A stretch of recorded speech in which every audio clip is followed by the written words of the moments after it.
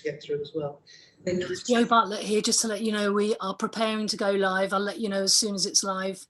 The red line is moving along on YouTube. Slowly but surely. Oh, yeah, item 9. The last one. We're now live. Hi, thank you. Good evening, members, officers, DI James, good to see you, and members of the public. Okay, let's start with, do we have any apologies? Thank you, Chairman. There are no. Okay.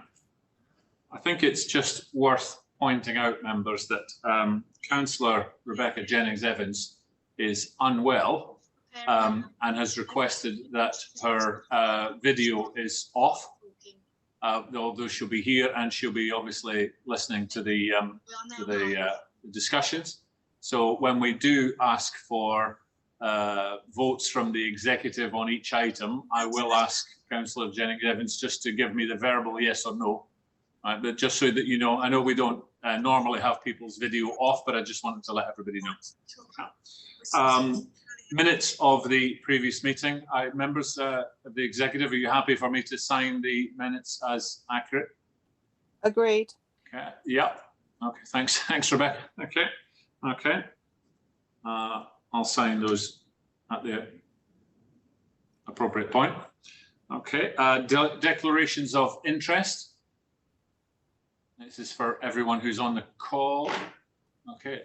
Councillor Rise.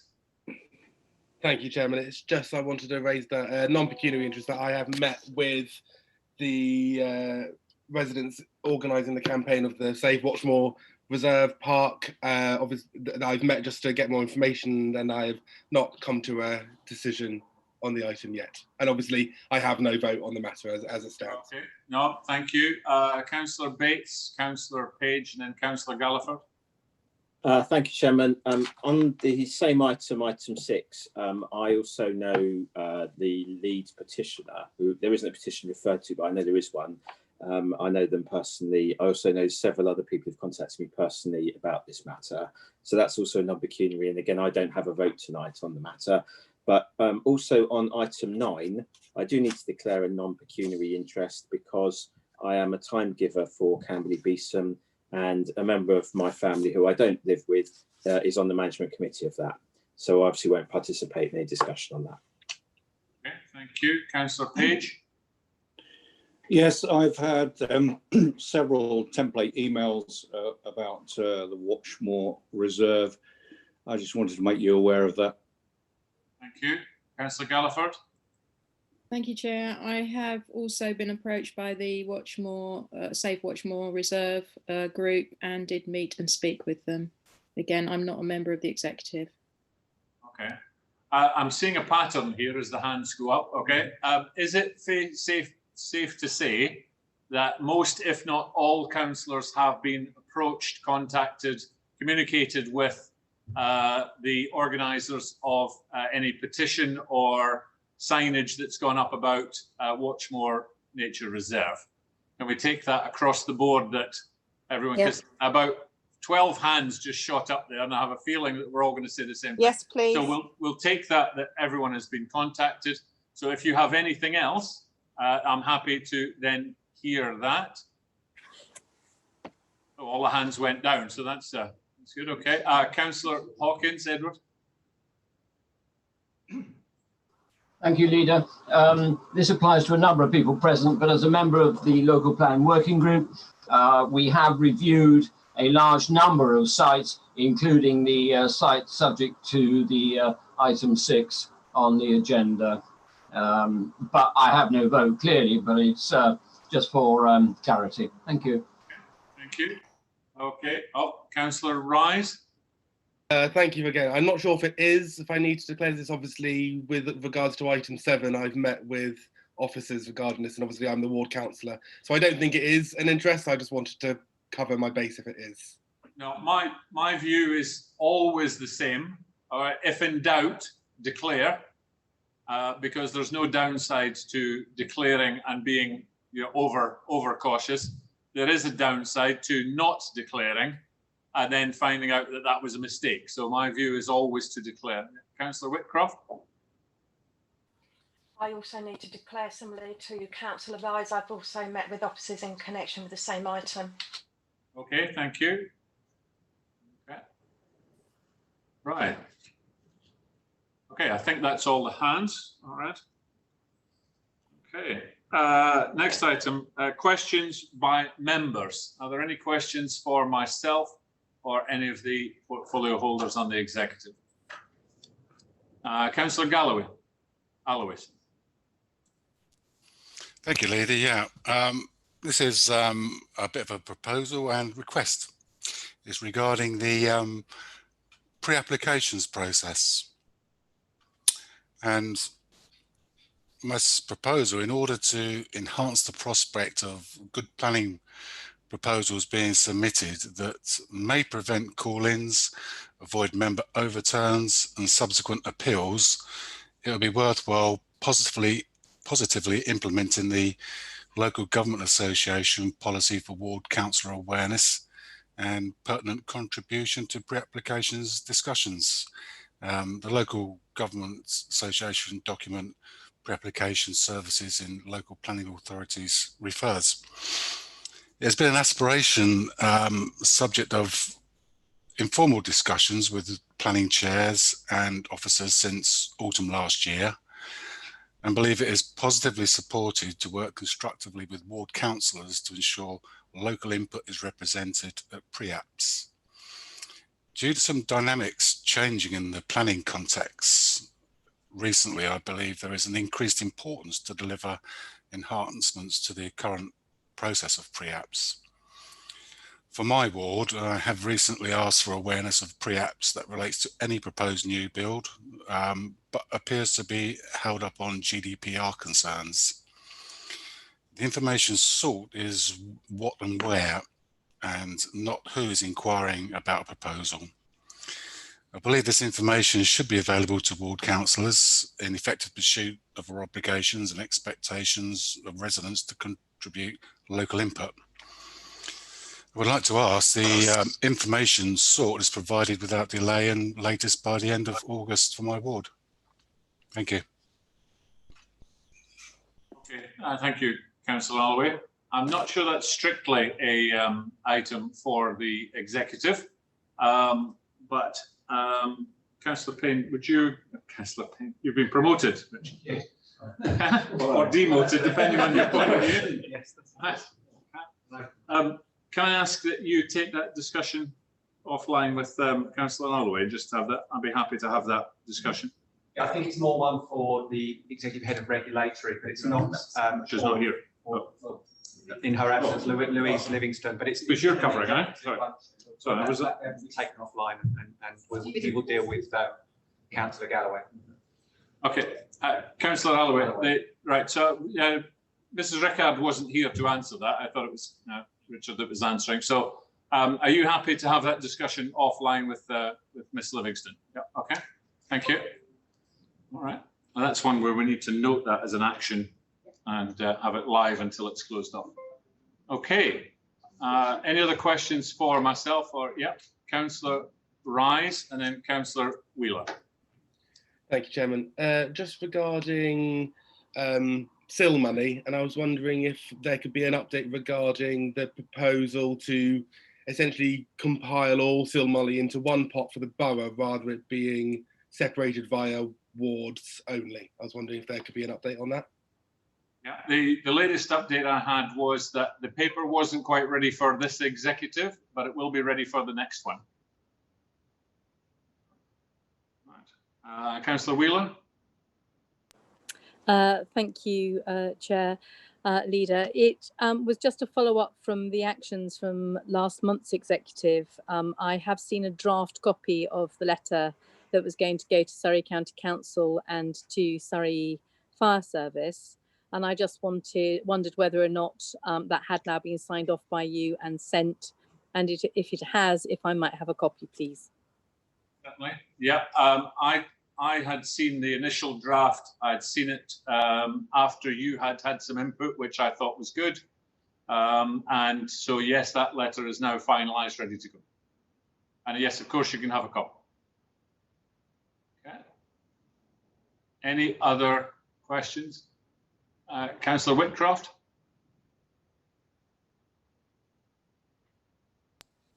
Apologies. Thank you, Leader. I wondered if you might be able to clarify for us the position in terms of a disabled swing within the borough.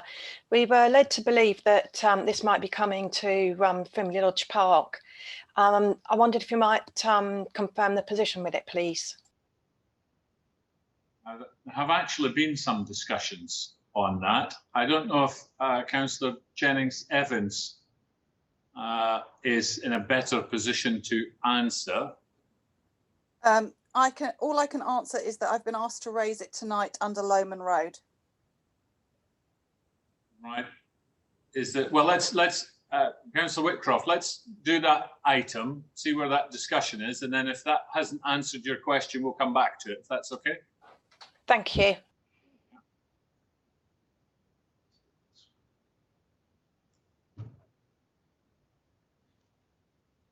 Okay. I think that's all the questions. All right. Item 5, Public Space Protection Order. Councillor Josephine Hawkins. Okay. Thank you, Leader. Public space protection orders were originally introduced in Surrey Heath almost 3 years ago as a result of the introduction of the Anti-Social Crime and Policing Act of 2014. This act aimed to simplify the legislation around antisocial behaviour and the public space protection orders known as PCPOs, which replaced the designated public space orders at that time. Goodness me, need to have a drink having said that. Water, of course. Councils are the responsible authority for implementing PCPOs, although they are jointly enforced with Surrey Police, and the full details are outlined in Annex C in your papers. The PSPOs are wide-reaching and an effective deterrent for most low-level antisocial behaviour.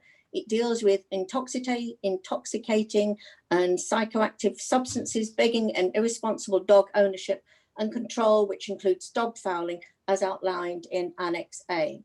It's appreciated that during this time, no formal prosecutions are being carried out, but our own research from Surrey Police indicate that PSPOs are essential in preventing low-level antisocial behaviour.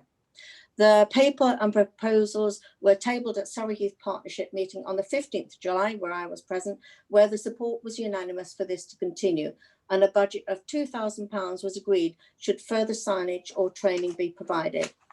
The council undertook an online consultation during the summer, which resulted in 41 responses being received from the following areas: Bisley, Windlesham, Lightwater, Bagshot, Camley and Frimley.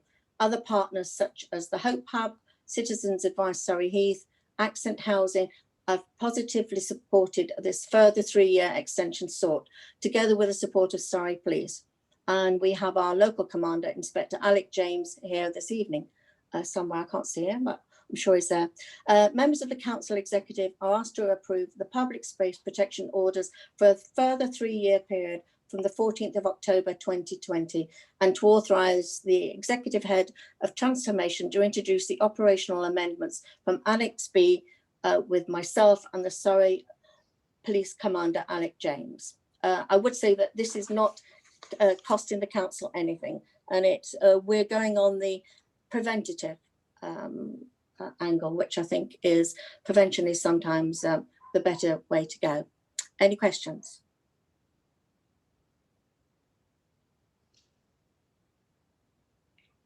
Councillor Bates.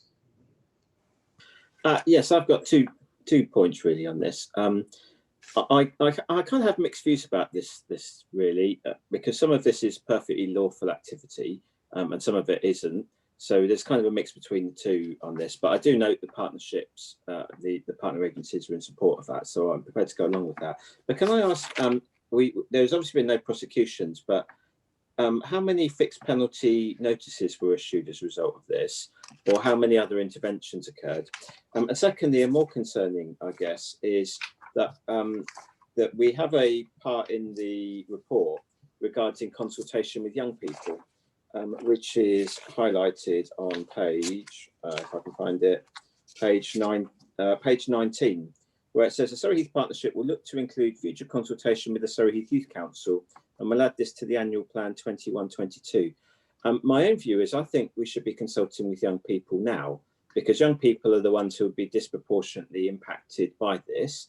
It shouldn't just be the Youth Council, it should be schools and other representative bodies. So I would just want to make sure that their views are put forward on this, and that there aren't any, for example, any issues regarding the enforcement or otherwise of this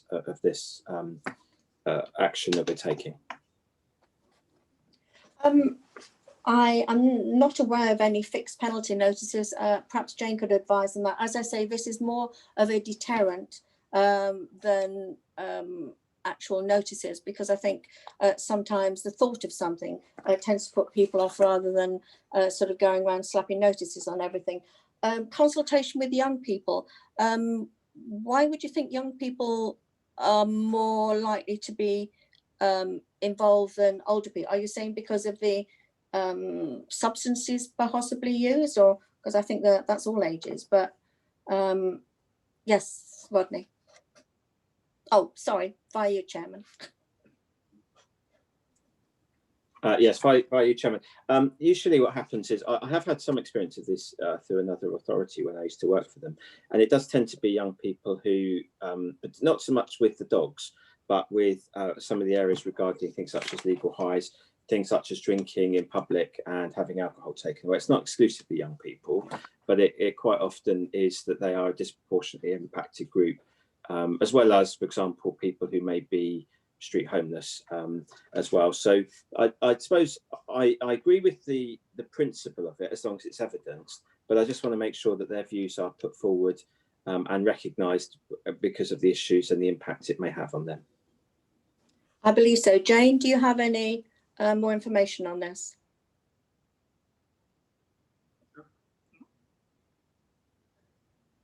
Good evening, members.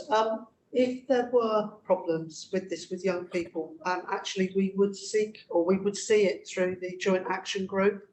And actually the idea is that we would want to work with the young people to actually try and find more active, constructive things for them to do. And I think Inspector James would agree with me there, because I know he's very keen to actually engage with young people. He's sort of recently sort of undertaken various consultation exercises. Is that right, Alec? Yeah, James? Yes, that certainly is. I'm very much of the opinion that we follow the national guidelines, that every interaction that we have with a child is an opportunity for intervention. We don't keep the figures, unfortunately, for the use of the PSPOs. However, I've spoken to my team here and all of them are aware of it and have used it in some form or another, whether that's interacting with children and young persons in parks and able to do the explanation and the education about the consumption of alcohol in public or the use of psychoactive substances, so we can divert them from that activity and not criminalise them, because we want to avoid criminalisation of our children and young people. And the PSPOs have certainly been used in Camberley Town Centre by our PCSO Lisa Ford there. She says she uses it very, very regularly. Recently encouraging someone out of Camberley Town Centre who'd been using lighter fluid in front of others, obviously having an impact on that community. Thank you. Thank you for that. I would say that it's not just the police that do have the power to perform, to actually speak to people. I know that some of the officers, I think it's the enforcement team, also have the authority to speak to anyone who may be doing something they shouldn't, shall we say. But as I said, this is not casting the council or anything. This is, we are just preventing. We just don't want people to get in trouble. We're just doing our best to help people. Thank you. Thank you. Okay. Any other questions for Councillor Hawkins? No? Okay. So members of the executive, we are asked to resolve that the public space protection order be extended for a further 3 years. and the Executive Head of Transformation be authorised to introduce operational amendments from the recommendations outlined within Annex B of this report in consultation with the Support and Safeguarding Portfolio Holder and Surrey Heath Police Commander. Are we in agreement with that? Agreed. Thanks, Rebecca. Okay, yep, okay, that's fine, that's carried. Okay. Right, item 6. This is my paper. Okay. Right, we can tell from the beginning of the meeting that just simply having this item on the agenda has aroused a lot of issues with the local residents. It is not something that we're going into lightly, and I want to just go through what the paper talks about. More importantly, I think the background. This borough, like every other borough, is duty bound by law to provide a certain number of permanent pitches for what's called the traveller community, but many of the traveller community wish to settle down, but they don't want to settle down into bricks and mortar. They want to continue to have the option of being able to travel. And what a lot of people don't understand, I think, is that the traveller community is not one block. Like people who live in England isn't one block. It's a number of different groups that like to live their lifestyle in their chosen way. We, as I say, have a responsibility to provide permanent pitches, and the paper talks about 47 pitches over the next 18 years, probably more importantly, 24 plus 8 over the next 5. What it doesn't make clear specifically is that we are quite a long way behind in the number of pitches that we should have provided by now. Many people have written to me, as they've written to you members, and asked a number of questions, and I would like to try and go through some of them here. Why are we paying for, or why would we do that, okay, when we don't do it for other people? Well, that is a requirement in law. The reason that I mention that is that if we do not provide permanent pitches for those travelling community that do not want to do travelling all the time, then we leave ourselves open to the real probability that we will be dictated to. And that means if we as a council don't identify places where pitches can be built and set up for that community, then what happens is it goes out of control. And that's in 2 ways. People can decide to park caravans in places. This could be in their back garden. It could be in greenbelt. It could be in parks that people are using. And they acquire rights very quickly through the courts based on the fact that we are not providing what we're due to provide. Therefore, the courts look very leniently towards those and say, well, if you're not going to provide them, then they should be provided themselves. So if we do not, then we can be dictated to. They can also go to the government. The government can dictate where pitches will be built. Okay, so it is a case of, it's a task that we have to actually decide to do, and that's what we are looking at here. The other item is that the content of a lot of the emails that I've received is about losing the amenity of the nature reserve, Watchmore Nature Reserve. Now, I walked that park today with Councillor Lewis for about an hour and a half. I went through the park, I looked at the horse, what was left of the horse, I looked at the sheep, I looked at, these are wooden animals, I should say. I walked across the footbridge to have a look at the other park that it's connected to behind Sainsbury's. And I got a feel for that park. And it has been described sometimes as wasteland or scrubland, not very well used. That's not at all what I saw. what I saw was a perfectly good amenity that the residents use. Okay, so I'm actually conflicted in this, as I believe most councillors are. Right? On the one hand, we absolutely have a duty to provide pitches. Whether people agree with that or not, that is the requirement on this council. And we as councillors owe that to our residents, that we comply with the law and the rules. On the other hand, I know that the officers have looked at, through the local planning working group, the local plan working group, 108 sites were looked at as potential. They were, the vast majority were deemed to be inadequate, either too small or in the wrong place, whatever. And that was narrowed down to 30. And then work began on the 30 to look at that. That was narrowed down further. One site that recently got planning permission was for 2 pitches on the land south of the M3 in Lightwater. There are 2 sites that are in the borough already, one in Kalima in Chobham and one in Swift Lane in Bagshot.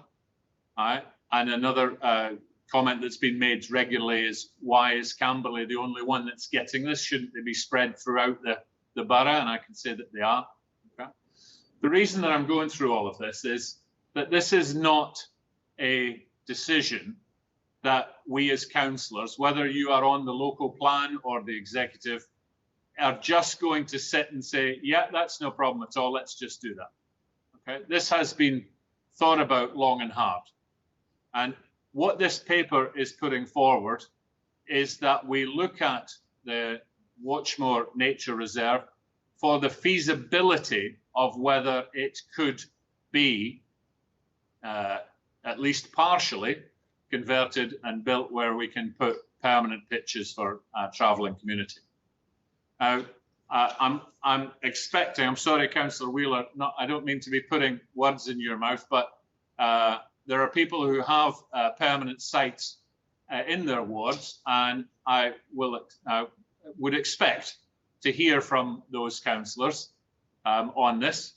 But what I can tell you is that in spite of much of what have been written about in terms of the traveller community, I've also got stories where during the COVID crisis, people from the permanent traveller community were out volunteering to deliver groceries, pick up medicines, etc. Okay, their children go to the local schools, they have jobs, they pay taxes. Okay, they contribute to the community. It is not all that people are making out in many of the emails and communication that I'm getting. That said, of course, there are examples where it can be very difficult. And I can understand why there's a fear amongst local residents. But this paper puts forward that we look at feasibility of whether this area could sustain a permanent pitch site for travellers. Now, even if this goes ahead to the feasibility stage, that does not necessarily mean that it will become a traveller site. It will still have to go out for consultation. It would still have to get planning permission. There are many, many hoops still to jump through. And I didn't get into this. And I suspect, like every single member that I'm looking at and every member of this chamber, I did not get into this in order to fight the residents. I actually got into it, like all of you, to support the residents. And it gives me no pleasure whatsoever to be looking at something where the residents clearly have so much angst about losing the amenity of Watchmore Park. And what I would say is that even if this goes forward, if this passes this evening, I don't mind that just because we're looking at the feasibility of this one area, we do not still continue to try to identify other sites within the borough that can take permanent pitches. Now, even if that means that there's a piece of land that we might be able to buy where we could get planning permission, and it wouldn't be a loss of amenity the way that this park clearly would be. Right? So I just wanted to make it clear that this is not something that is just done casually. This has been a lot of discussion and a lot of work has gone into this, and I fully understand why the residents are up in arms the way they are. Okay, right. So I would open it to any questions. Councillor Lewis. Yes, sorry, can you hear me? Because my Zoom keeps dropping in and out. Yeah, we can hear you. Okay, super. Not so much a question, it's more a statement, because obviously I'm the ward councillor, and I don't know about the rest of the executive, but I've received over 50 emails about this subject. I may have had more because I'm the ward councillor. I've also been contacted by phone, spoken to by many residents who've called about a person at my home, and they're all really concerned about the implication of this agenda item. I'm sure you're also aware there's a petition on the website, which last time I checked was approaching 1,000 signatures. It also appears that there's over 180 people watching this on YouTube at the moment. All this has been generated in less than a week. It's not the response of a handful of NIMBYs having a knee-jerk reaction to the possibility of a traveller site. This is actually a community in distress. Therefore, I feel I need to speak in defence of this wonderful nature reserve. The James Road estate is one of the most densely populated areas in the borough. This nature reserve and Crabtree Park are effectively our communal garden. It always staggers me that there's this misconception at the council offices that these scant facilities are not used, because I would wager they're some of the most used parks in the borough. And how can I say this with such authority? Because I've lived on the James Road estate for so long that I actually predate the creation of both the nature reserve and Sainsbury's. I also initially stood for council when Crabtree Park was last under threat, and I was always fight any attempt to take away land that belongs to the people of this borough. Because the reserve, I'm afraid, is not council land. It's not public land, because that would mean it would be classed as common land. This is, for want of a better term, community land. Before Sainsbury's, that whole area was a wasteland that was used by dog walkers and children to play on. When they built Sainsbury's, the nature reserve was given to the community, effectively as compensation. It was not given to the council to dispose of as they see fit. It was entrusted to them, to us, the councillors, to look after on their behalf. We should all, officers and councillors, remember to whom we are responsible. This is what we're here for. This is our prime directive, to look after the people of this borough. I don't believe that officers and councillors are aware that probably in the region 95% of the traffic that goes to the reserve comes over the railway footbridge next to Sainsbury's and then walks along a hidden path next to the railway line. Judging its popularity by the number of cars that come and go gives no real indication of how well loved and used this secret little area is. The reserve itself is a very special place. Reading through my emails, I've been told of sightings of deer, foxes, badgers, woodpeckers, owls, kingfishers, bats, lizards, snakes, ducks, dragonflies of a multitude of hues, and many species of butterflies. And, more importantly, a survey undertaken by the Freshwater Habits Trust in 2016, and the site is the home to the great crested newt, which is a protected species. We shouldn't be looking to develop this. It predates SANGs, and we should be looking to make it into a SANG and protect it. At this point, I'd also like to take issue with the statement in paragraph 4.2.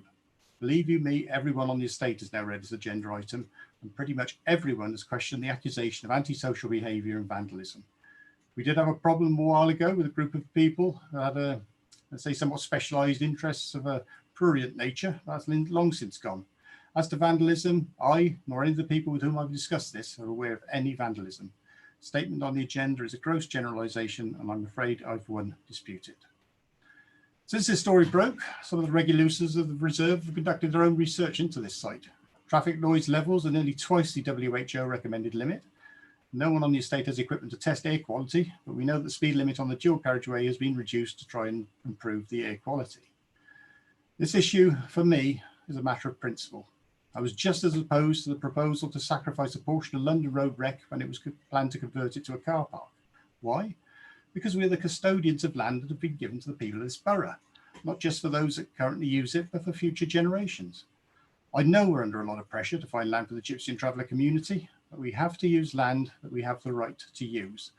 Well, I'm not talking about the legal right, that is already ours, but really more the moral right. I know we have to make tough decisions on occasions. It's part and parcel of being a councillor, and we can't be everyone's friend all the time, but this is not one of those tough decisions. A tough decision is where there's a short-term sacrifice in order to enable a long-term benefit. Who is the beneficiary of this? This study recommends its use as a travel site, then our community loses a much-loved resource.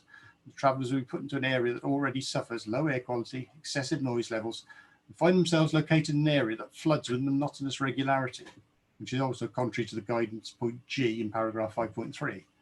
We, regular users of the reserve, are not bothered by the flooding. It's after all a nature reserve, and that's how nature behaves. We accept that.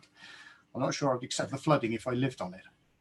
In conclusion, this proposal is simply wrong. We shouldn't be funding a study on this because we know how wildly unsuitable the site is. More importantly, and the reason I'll be voting against it, is that we should never have considered this piece of land in the first place. Thank you. Thank you, Councillor Lewis. Okay. Any other? Councillor Duggan, and then Councillor Rise, and then Councillor Bates. Thank you, Chair. I have enormous sympathy with what Councillor Lewis has just said. I'm far from being the longest serving councillor on this council, but I've been around, I think this is my 14th year. And I've had many issues with which residents have become enraged. A number of things, you know, not surprisingly being a St Michael's ward resident around the use of London Road Rec, not some part of which Councillor Lewis mentioned earlier. I congratulate the campaigners. I have not received as much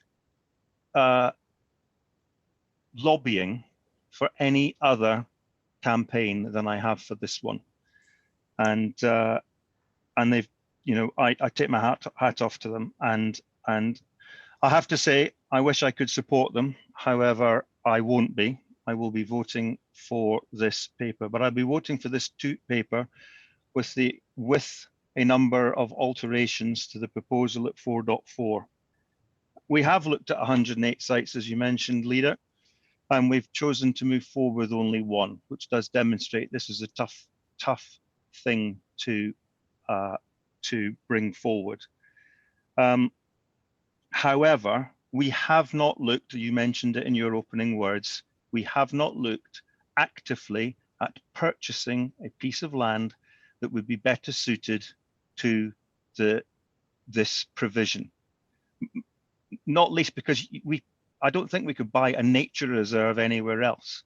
And the value of the amenity space needs to be included. So the changes I would like to be made to 4.4 is I would like to add that we must look at the purchase of an alternative site as an alternative to developing this site at all. I specifically want to add also that we look at the value of the amenity, the value to the community of the nature reserve. I don't know how you measure that, but it has a value and it should be considered. It is not a piece of scrub land. And finally, again mentioned by Councillor Lewis, I'd like specifically added to what's going to happen in this study, that the study looks at the paragraph 5.3G, which very, very specifically states that we shouldn't build traveller sites in areas prone to flooding. Now, I absolutely know that about 200 yards up the road, there is a floodplain because we took huge efforts to be able to grant some planning permission for still on the other side of the, or up the road in the Watchmore Park area. So this area floods, I get that, and it must be studied as part of this feasibility study. And finally, because I do slightly disagree with Councillor Lewis on his comments about 4.2, I didn't look around the site this afternoon, and I'm addressing this comment to DI James, actually. I went there on a Saturday afternoon, DI James, with my wife in the car. I did a U-turn and drove out when I saw who the other park users were. It would be very good if that particular blight could be removed from this nature reserve. Thank you. Okay, thank you. Just to be clear, so 4.4 you would like added in that as part of the initial feasibility work, we would like to see if it was possible to buy alternate land rather than use this facility or this amenity. Yep. You would like the value of the amenity to be determined, however that's done. I'm sure that's possible. Yep. Okay. I'm sure there are clever people out there who do that all the time. And you'd like it, although it talks about risk from proximity to water, etc. You want it specifically added in prone to flooding, and what that would have to the site.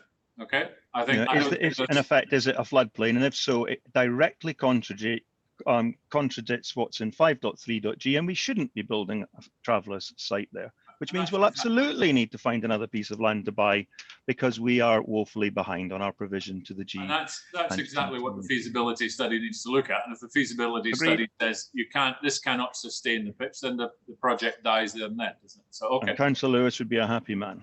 Right. Okay. I think it was Councillor Rise and then Councillor Bates. Thank you, Chairman, and I appreciate you bringing in so many non-executive members onto this debate. Obviously, I'm speaking not necessarily as the Ward Councillor for Mitchett and Deepcote, but more as the chair of the Climate Change Working Group. And I think it's important that we hold that apart in our thinking, and especially the executive hold it in the thinking that that as a council, we have declared a climate emergency in Surrey Heath. And it is important that if we are going to tackle the climate emergency in Surrey Heath, we need and we require good green spaces that provide not only residential amenity to residents, but also a green lung of sorts to tackle carbon. So I just want members to think on that. And it's also, as Councillor Lewis said in his statement, that the nature reserve in a 2016 survey demonstrated the presence of great crested newts at Watchmore Nature Reserve, which are a protected species. There's also in the 2016 to 2032 local plan background paper, Surrey Heath local plan background paper, it identified Watchmore Reserve as a suitable green space, for green space designation. So I would like to know really what has happened in those last 4 years. So 4 years ago, the background paper was recommending that this could be designated as green space, and now it's being potentially designated for development. Like other members, I have been there recently. I was taken around the site by the lead campaigners of the petition, which I believe is, as Councillor Lewis said, approaching nearly 1,000 signatories in, I believe, 4 days, which is a very impressive effort. And I do believe demonstrates the almost resolve of residents that they do not wish to lose the space. But while I was there, what you, and I would agree with Councillor McClafferty, that what you see is a very lovely space. It's a very nice space, green space, wooded space, a nice space for a walk. We saw plenty of dog walkers, people running, people exercising. But what I also saw and heard was the very busy road that runs right by it, and you are very close to it on the trail, a motorway junction and a railway, that if this was being considered for housing, we would not even consider it.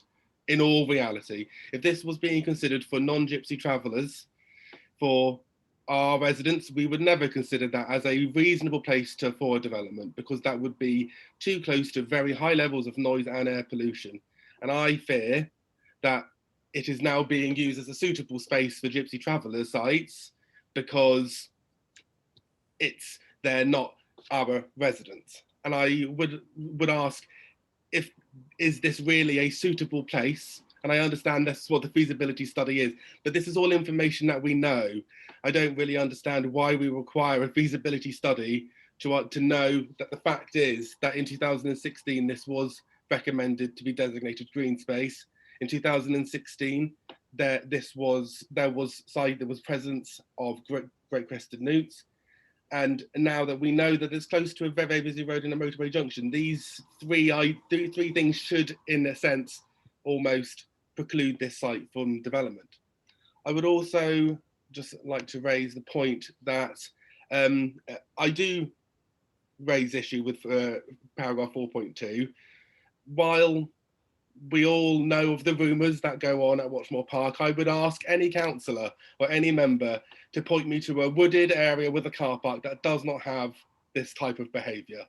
And I would also say that residents from the James Road estate, mainly through the lead campaigners of the petition, have said that they have no problems with that nature reserve.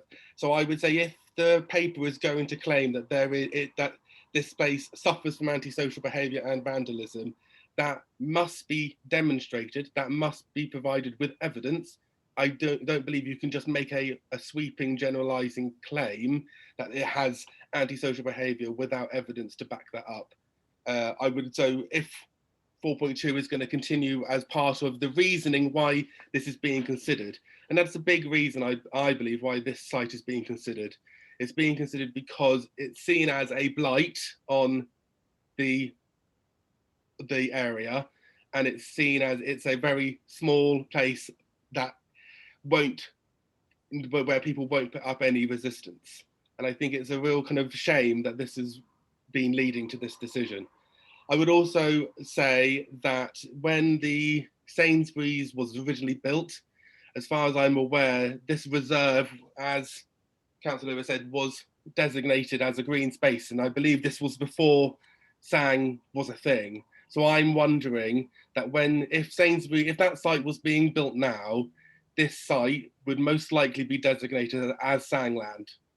And we have been constantly being told by Mrs. Rickard and other officers in her department that we are running out of Sangland.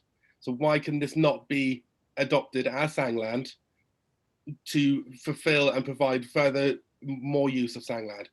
So I would just really stress to members of the executive that if we are going to be very serious about tackling climate change and tackling the climate emergency in Surrey Heath, and the working group that so far we have been put forward a lot of work, but we require, and Surrey Heath requires, good green spaces for us in order to be able to meet that target. Thank you very much. Thank you. Okay. A couple of things. I think I'm right in saying, Councillor Rise, you're on the local plan working group. I am. So you know the rigorous amount of work that you and your colleagues put into examining up the 100 and odd sites, etc. Okay, I'm not sure it's fair to say that the officers selected this site because it was blighted, etc. I think they, as I do, have reluctantly come to that conclusion that this is a possible site worthy of a feasibility study. I think they're trying to be as honest as they can. Sorry, go on. 4.2 says that it suffers from antisocial. This is being used as a reason why this site has been brought forward. I want there to be evidence backing that up. We can't. Surely that makes sense that if someone's going to make a claim that there is antisocial behaviour, there has to be evidence backing that up. And I'm sure they would have evidence if they made that claim. But they are making that claim. I'm saying it's in there, and I'm sure they have evidence to back that up. Okay. I also think that I've been written to by a few residents who are saying that their houses back onto the park. I think they mean back onto the railway track on the other side. And just to your point about, they wouldn't build their houses there because they're not appropriate because of noise, etc. But I think it's fair to say there are houses that are very close to there that have been built. And I'm not saying that this would be built out. I'm not disputing that. I don't have any evidence one way or the other. But I know there are houses that are already close to it. And just to respond to that point.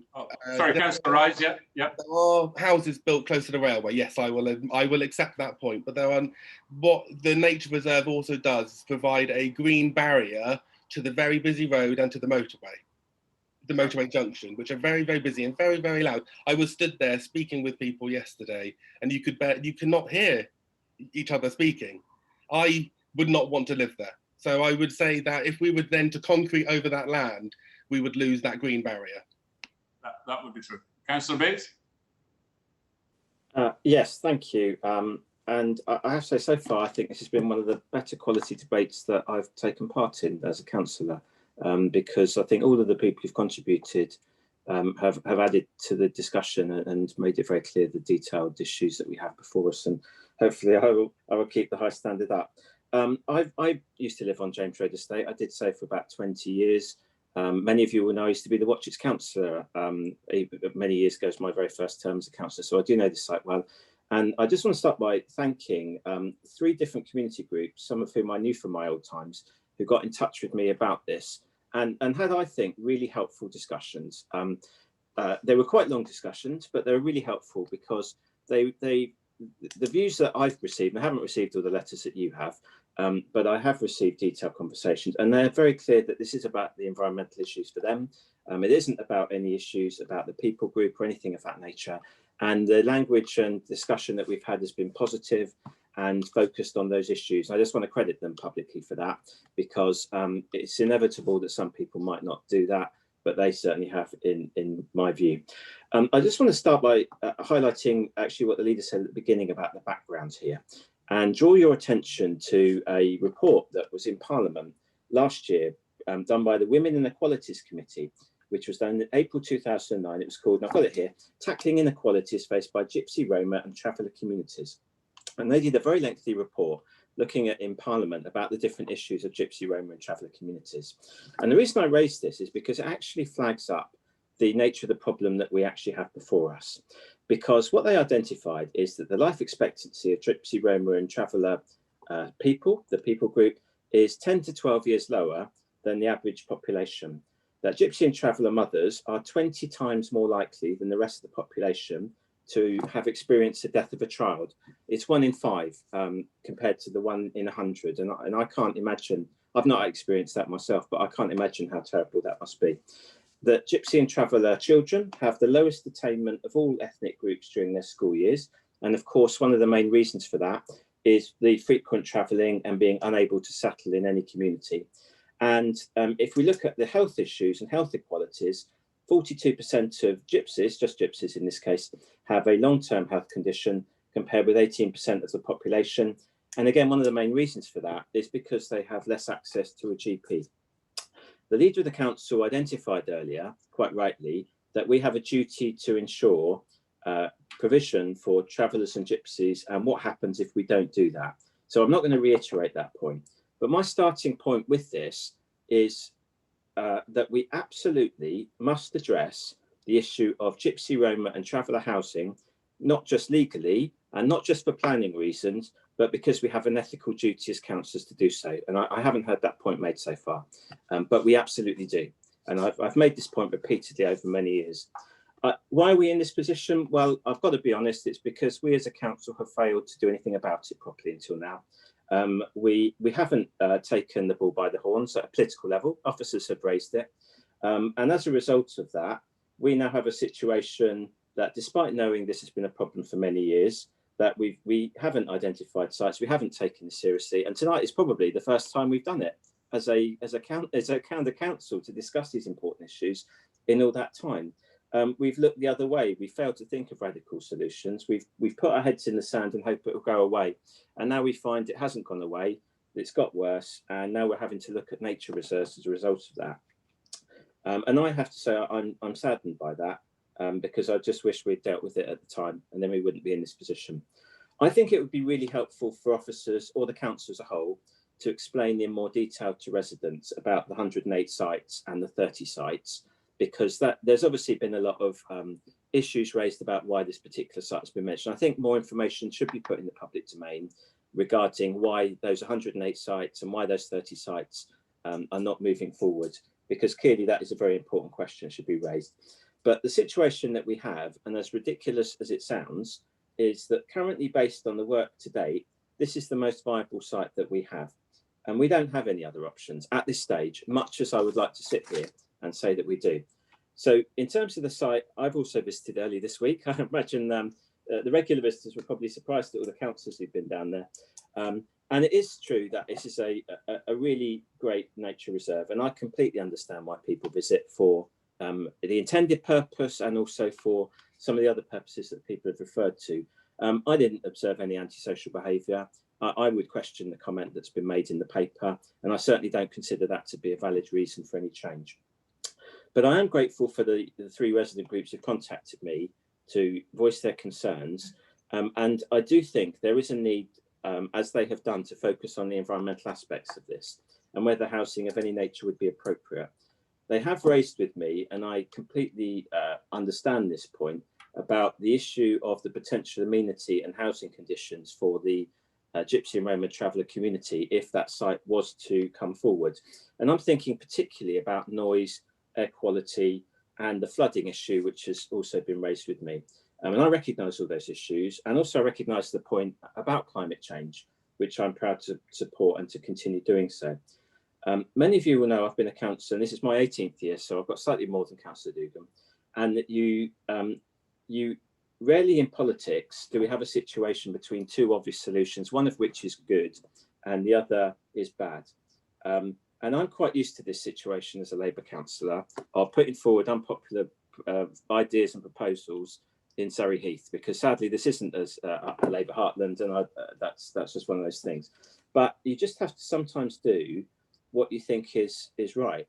And it just reminds me a few years ago of the discussion we had about Syrian refugees, where we knew that by accepting some Syrian refugee households, that other households that we knew in our area would have to wait longer. So it wasn't that they didn't have a need, it's just that there was a greater need by this other group.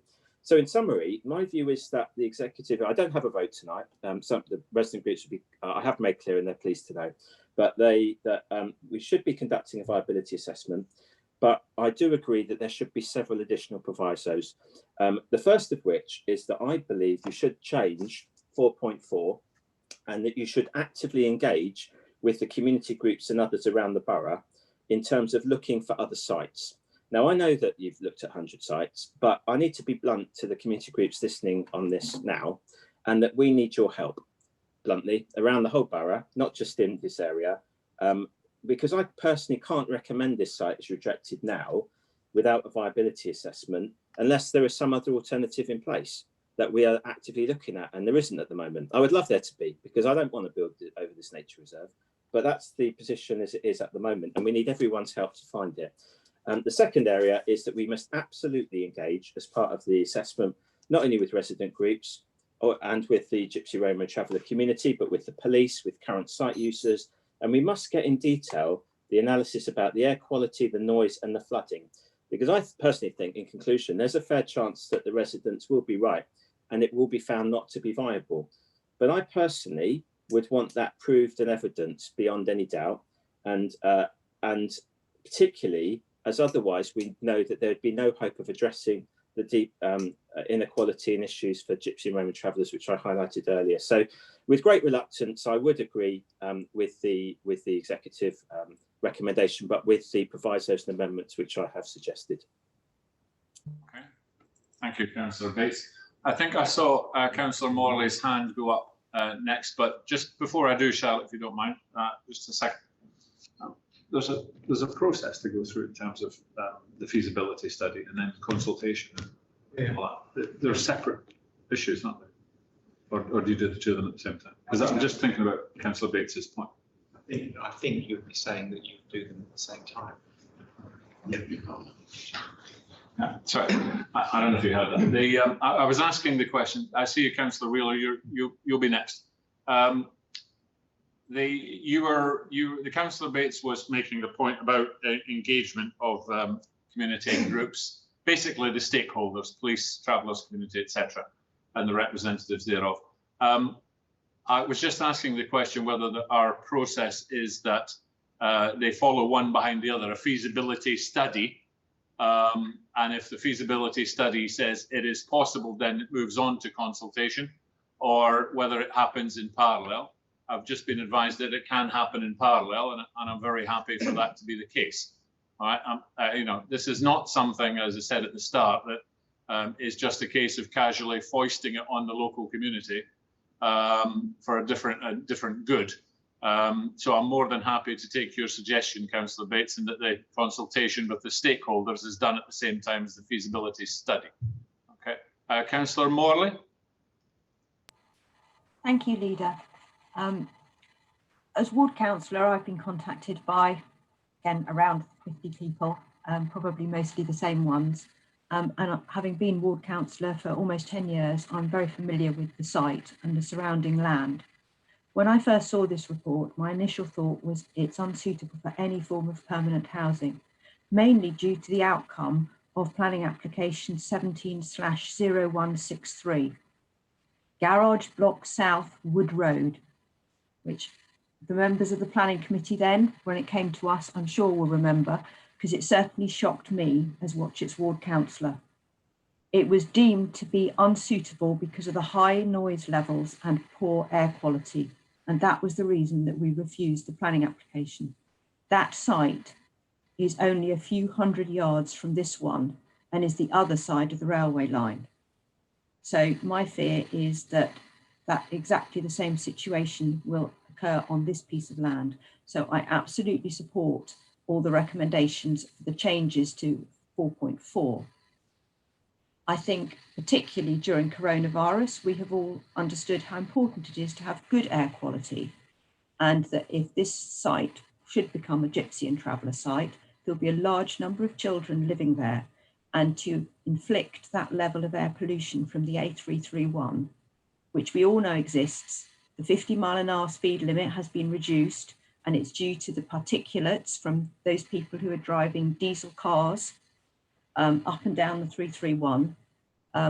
It's not anything that, as a Watchett's ward councillor, I'm proud of, that part of my ward cannot be built on because of poor air quality. But I think it's about time we started to take this seriously. And what does the Watchmore Nature Reserve do? It's, as people have said, it is a natural lung. If we make sure that we have the correct trees and shrubs on there, we can take some of the nasties out of the air. That's what that type of area should be for. And I think that's why it was created when Sainsbury's was built, because Sainsbury's was built on a former landfill site. The landfill was dug out. It was sorted. Many of the residents will tell you about that. It wasn't a particularly pleasant time for them, as you can imagine. It was sorted and a lot of it went to other landfill, or some of it could be recycled. If you were observant when you went there, you would have probably seen the methane vents, which are all the way around Sainsbury's Watchmore Park car park. I was surprised to see them the first time I heard about it when I was involved with the Crabtree Park campaign, and they explained to me, the residents, what had happened there. And suddenly I started noticing these things. So we need to check out the suitability of putting a form of housing on a former landfill site where there's methane risk.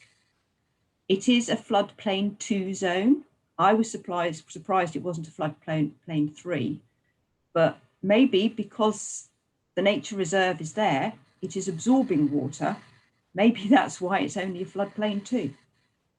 And I have learned as ward councillor that ponds which exist around Watchett have a tendency not to be ancient idylls where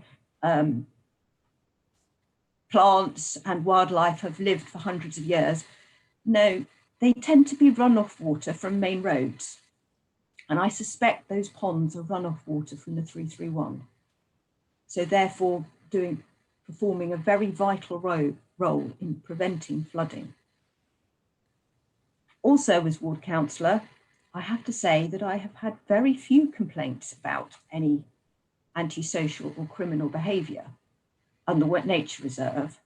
And embarrassingly, the council's other flagship park in my area, now we have quite a lot of it in there. I have far more complaints about that, what's going on there. And we've managed to hit the local news recently with what's gone on there. So I don't think that I agree with the comment in the report on that. And in fact, I would recommend that you read the council website that describes it in quite a different way. It describes it as, and I quote, "This is on the list of green spaces. This area has wildlife walks, designated picnic area and parking. No fishing is allowed." It sounds to me as though the councillors who've been down there very recently have experienced that side of the nature reserve rather than the side that has been mentioned in the report. And I am concerned that since this is actually listed as one of our green spaces, if you remove it, I think you find you're going to have to replace it with additional SANGS capacity. So I think there are an awful lot of issues with this piece of land. I absolutely believe that we do need to find suitable sites for gypsy and Roma travelling families. And I also have been to both Kalima and Swift Lane. And I think that we owe it to that community to find a better piece of land than this. I think this piece of land has got too many issues, and I think it will cause an awful lot of ill health to anybody who ends up living on there on a permanent basis. Thank you. Thank you, Councillor Morley. I know you don't have the advantage of being on the local plan working group. I think you're a sub, is that right? But your leader, Councillor Brooks, is on the local plan, and so he would be well aware of how much work the local plan working group did to look at all of the other sites and go through the 108 sites to try and narrow it down. But I'm sure he had his input in that local plan working group. I think it was Councillor Wheeler next. Thank you, Leader. It's a couple of points, really. I think that our ward is the only ward with gypsy and traveller sites. So we have 2 traveller sites and a showman site. The one that you referred to in Bagshot is, I believe, entered through Bagshot, but the site itself is within Windlesham. And it goes back to a point that was made by Rodney a little bit earlier. I've not been a councillor for anywhere near as long as some, but over the last 5 years, I have raised the challenge of finding gypsy and traveller sites, I think on 2 separate occasions. And one of the proposals that we were desperately trying to put forward was the fact that they need to be spread across the whole borough so that the provision doesn't fall to a single ward or wards. And actually, the recommendation on the government site is that no pitch should be too big, because that does then sometimes cause some challenges. So when we had an additional unlawful site in Chobham, we had antisocial behaviour that we wouldn't otherwise have incurred had the population and the relationship, and again, I'll quote the government site, that says it should be, the pictures and plots should be relevant to the circumstances of the specific site and surrounding area. I have a huge amount of sympathy. I sit on the local plan working group. I know how much work has actually gone in to look for a site. I also know Watchits very well. I'm very lucky to live in a green and leafy ward in comparison. And I know that when the recreation ground looked at losing some of that land for a car park, I did an aerial view of the area, and the amount of green space there with the exclusion of the army land is woeful for the number of people that actually live there. The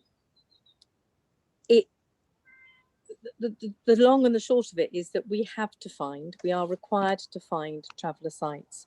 I don't think these should be in areas that we wouldn't approve housing. So going to all the points that are made around air quality, flooding, sustainability, suitability, I think that is very relevant. But the very first point that I feel that we should consider is that any site which has 47 pitches is beyond any form of recommendation.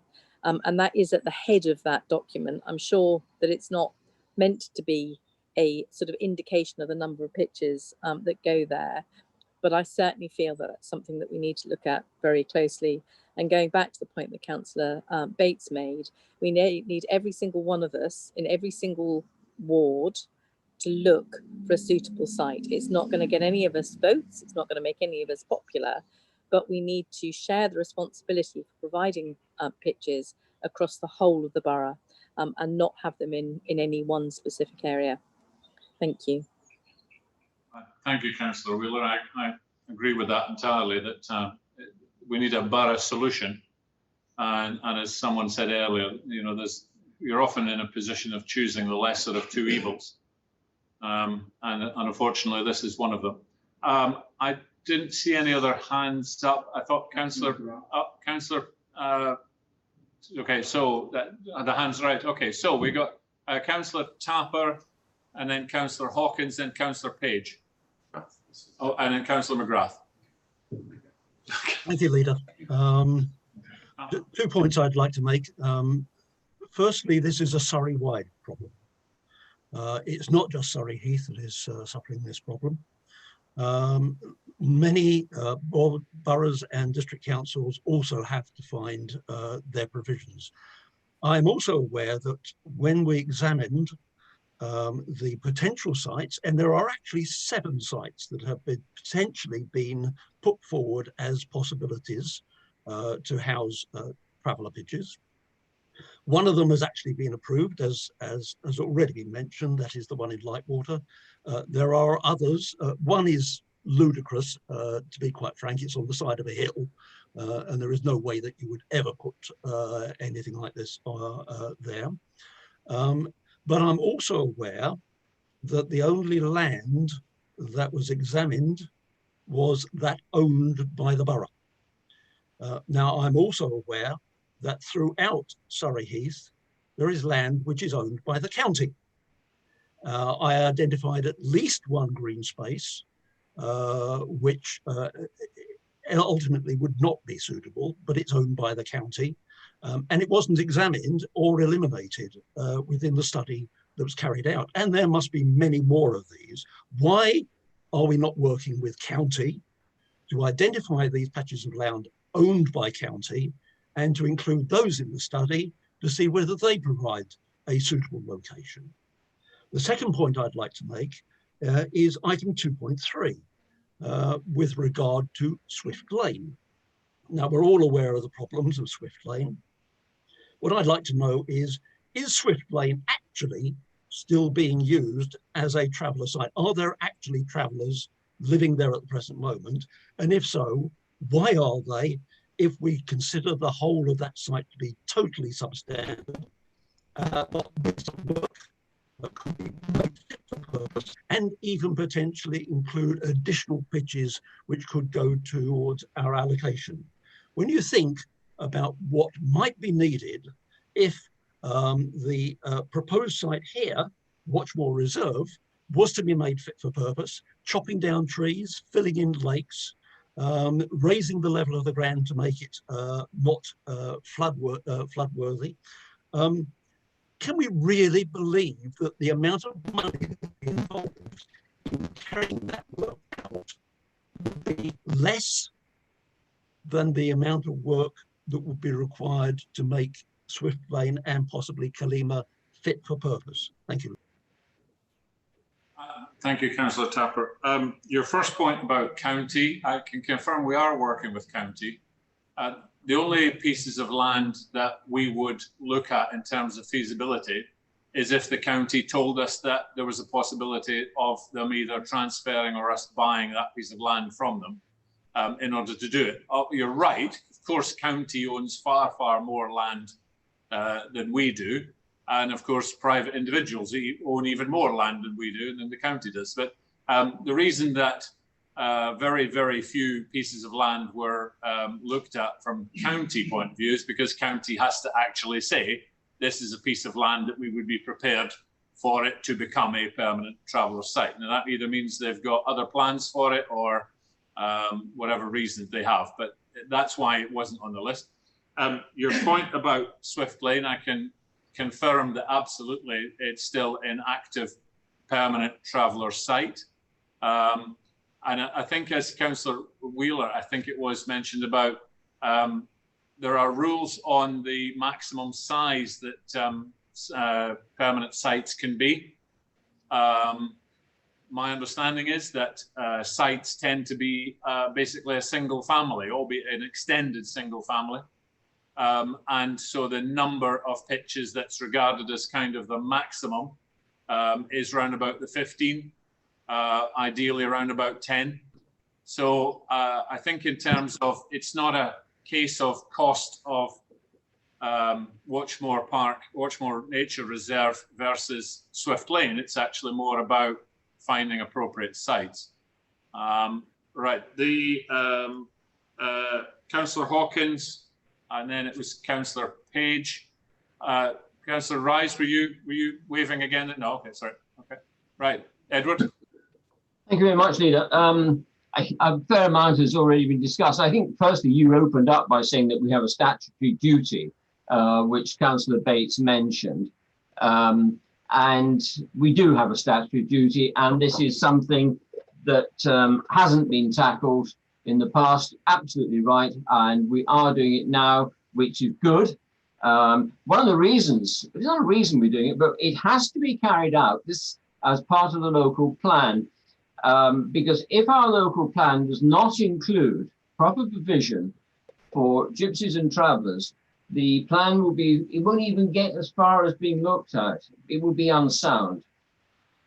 The problem with an unsound local plan is it is open season on every bit of green land, field, green belt, anything that exists in this borough. That is not just from gypsy and travellers, it is from developers who are inordinately well funded. It is complete open season. This paper is saying that we should carry out the next stage of the strategy. And I think the suggestions have made are eminently sensible. Let's say, for argument's sake, a site is chosen. First and foremost, it has to be approved by the Gypsy and Traveller Association. They have to agree on the site.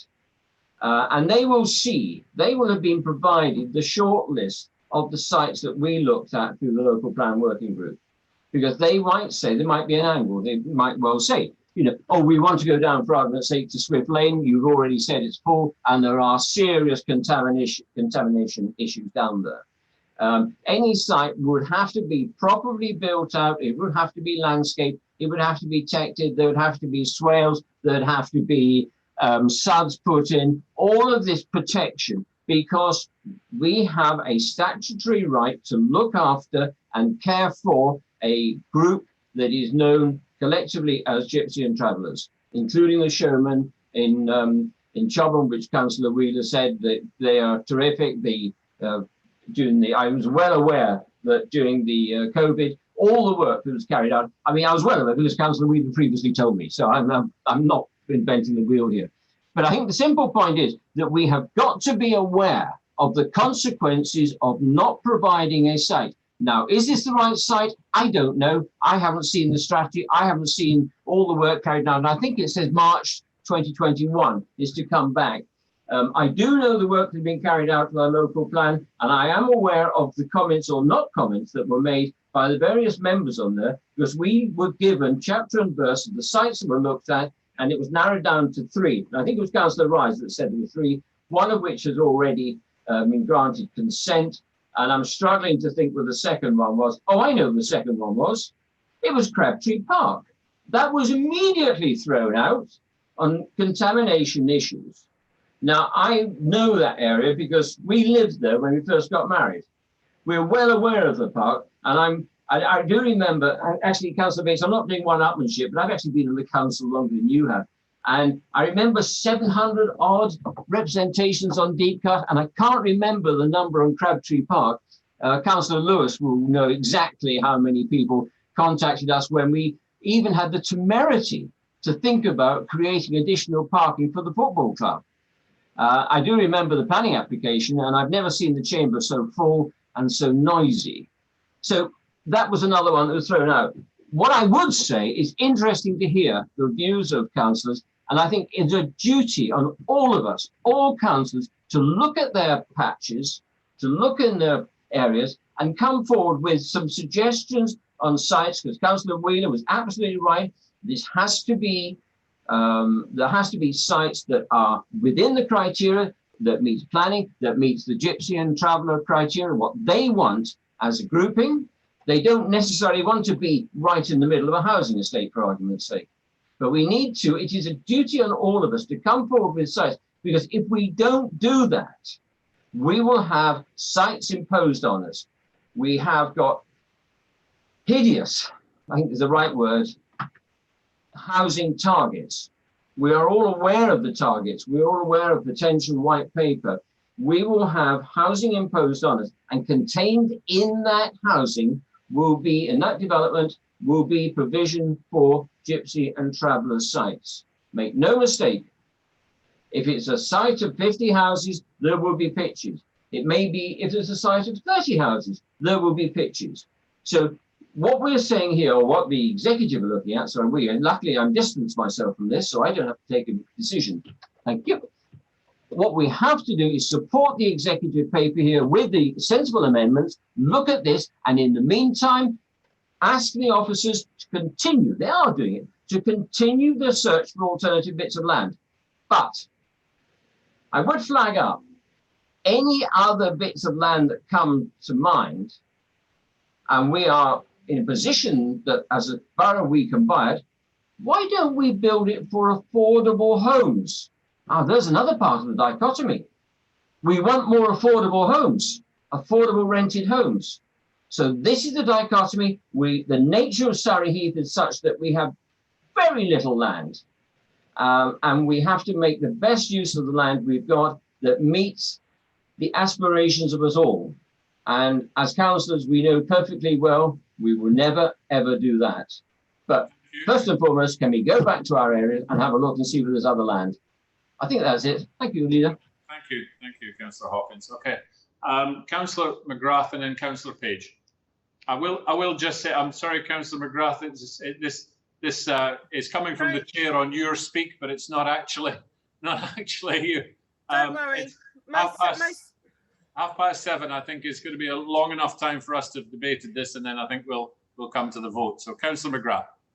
Don't worry, my questions have been answered anyway. Oh, it's been answered. Okay, yeah, sorry. Don't worry. I even spoke over you, telling me that you didn't need to speak. Sorry about that. Okay, Councillor Page, if I may, you're the last hand up. So. Well, very briefly, Chairman, and thank you for letting me in. Obviously my portfolio is around planning, and I thoroughly endorse what all of our councillors have said tonight, and it just shows what a difficult position Surrey Heath is in with the Thames Basin Heath land that we can't go near, the lack of green space that we've got, and the preciousness of the green space that we've got.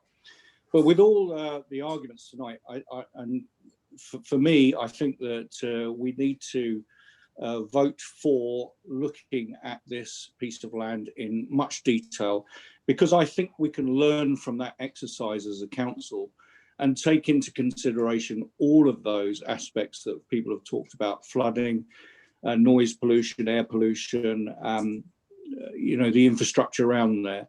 So I think it's going to be a worthwhile exercise to do, and so I'll be voting for doing that. Thank you. Oh, sorry, Councillor Gallagher, I didn't see that. Okay, so you'll be our last one, Councillor Gallagher. Thank you, Chair. Sorry, I've had my automatic hand up the whole way through. I think most of the issues that I wanted to cover have been covered. It's very obvious that we are all very keen to find suitable sites for our traveller community, and they are desperately needed, and that we all do fully support the council in its commitment to urgent action. I'm a little concerned that maybe this site has come to the top of the list because it's not really of any economic value to the borough or in any way at all, because of its position. And because, as has been stated, it's highly unlikely that any other sort of planning permission, either for dwellings or development, would be allowed. We've already talked about the noise and air quality in point 13E, the flooding, point 13G. Having spoken to many residents, none of them spoke, or the antisocial behaviour was not substantiated by them. So again, I would want more evidence.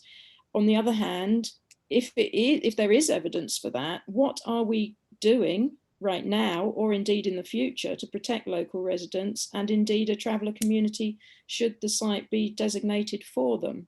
Because if it is an area where antisocial behaviour and vandalism is rife, then we need to be looking at that. The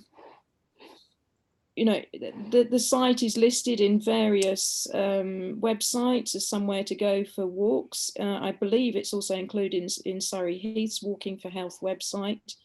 We know that during lockdown it's been used an awful lot more. I also wonder, as I think Councillor Rise said, why has this area not been designated as a SANGS? We're paying an awful lot of money to Bracknell Forest. to provide SANGs on our behalf, and yet we're not, you know, protecting areas within our own boundaries. I think this area could be a resource for planting some of the thousands of trees that both county and borough have committed themselves to, and we could also make it, you know, we could therefore make it an environmental asset that would fit well within our climate commitments and would not subject the travellers to noise, air and traffic pollution. So that's pretty much where I stand on it. Thank you. I think it's impossible for me to sum up in a few words what we've just discussed for an hour and a bit. But I think for me, it's a display of exactly the problem that we're wrestling with, that I don't think many people are disputing the value of the amenity. I think I've walked it myself and I can see the value of the amenity, particularly to the local residents, with a duty to provide sites for that community, the travelling community, and a lack of options. And those two things are in direct tension. I think I'll draw it to a close there, and I'm going to ask the executive. I think it's worth, we'll just do it one by one if I may. So the executive is asked to resolve that the executive head of regulatory be authorised to undertake an initial feasibility study for provision of a new traveller site on land at Watchmore Reserve. This would be with the modified wording in 4.4 that we look at alternative land, even if it includes purchasing the land, and I would add in another run at the county. We want the value of the amenity to be determined as part of the feasibility study. We want to understand exactly what we mean by flooding. If it's prone to flooding, what does it mean? All right. We will also engage with the community groups, police, the gypsy and traveller community, in a consultation process in parallel. Yeah. The other thing that I'd like to just pull out is that several people have stated that this is actually a borough-wide problem. And as I said earlier, we have a certain amount of land, county has more, and private individuals have even more. And I would like to also ask the officers that we make it known, whether that is advertising or however we choose to do it, we make it known that we are looking for potential sites for travellers. And if anyone wishes to discuss the potential of us buying the land from them on the basis that it could be turned into that, then I think we should do that as well. Okay, so executive, that's what is being proposed. So if I may, all right, Councillor Duggan, are you in agreement? Agreed. Okay, Councillor Page? Agreed. Councillor Mansfield?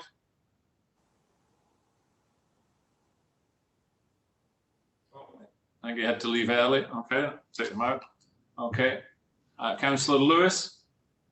Against. Councillor Josephine Hawkins? Agreed.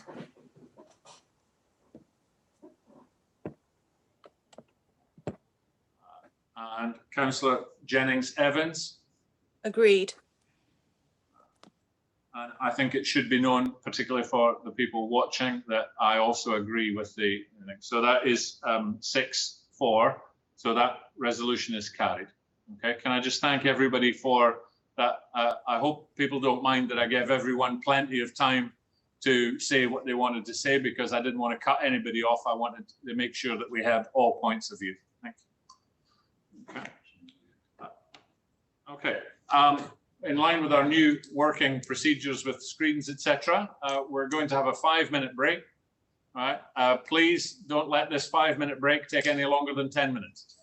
Thank you.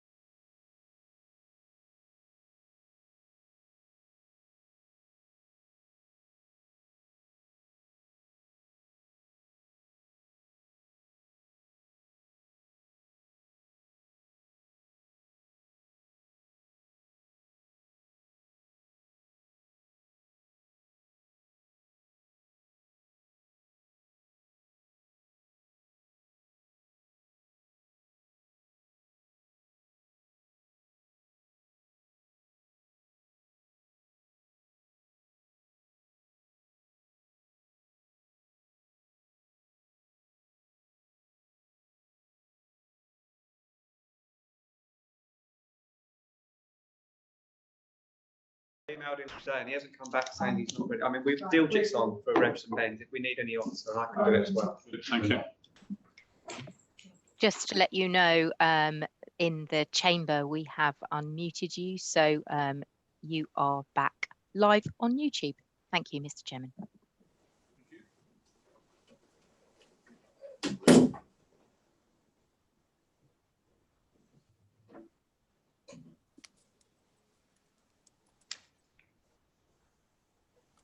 Hello again, everyone. Welcome back.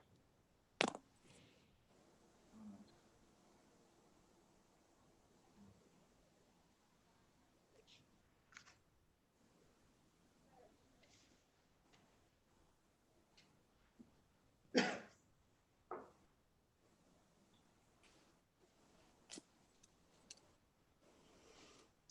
we have you, Rebecca?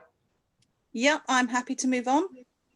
We're just gathering up, I think. People are coming back on. Just checking for the executive. 1, 2, 3.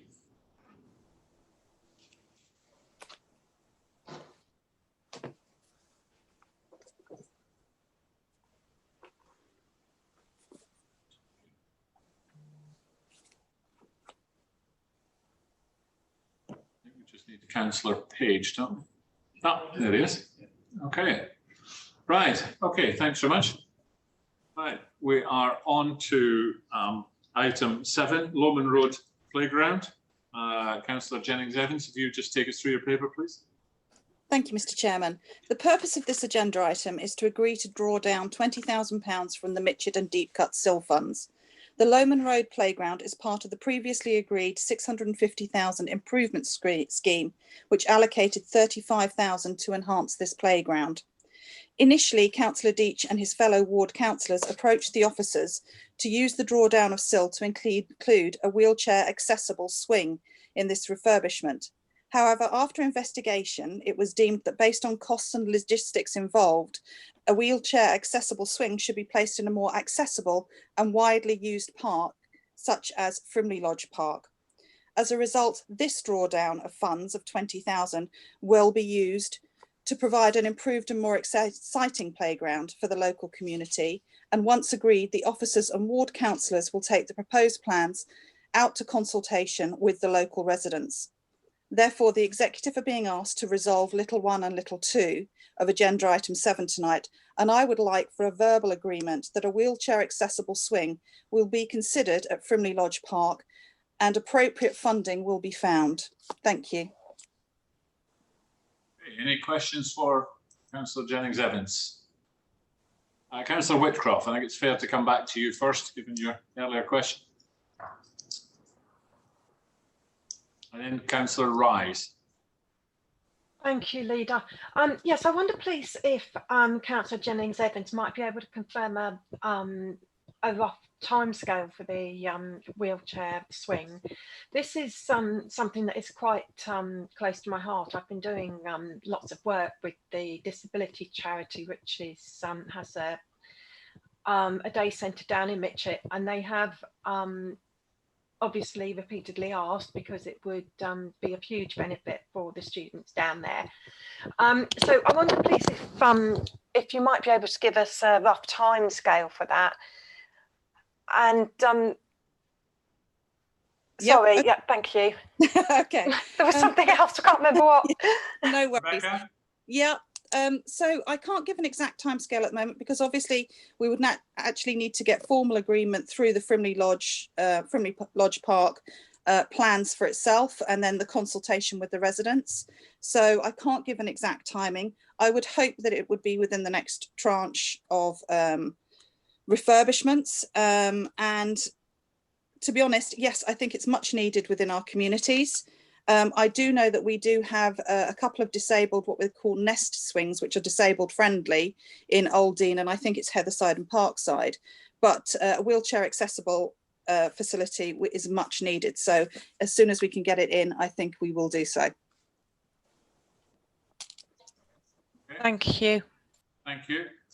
Okay, Councillor Rise and then Councillor Josephine Hawkins.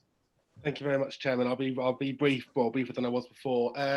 I just want to make a statement. Obviously, Councillor Deach is not able to be here tonight. So when we spoke with him earlier, he wanted us to make sure that the three of us, while being different parties, are all united on this issue, that to deliver this park and the disabled access swing in Frimley Lodge.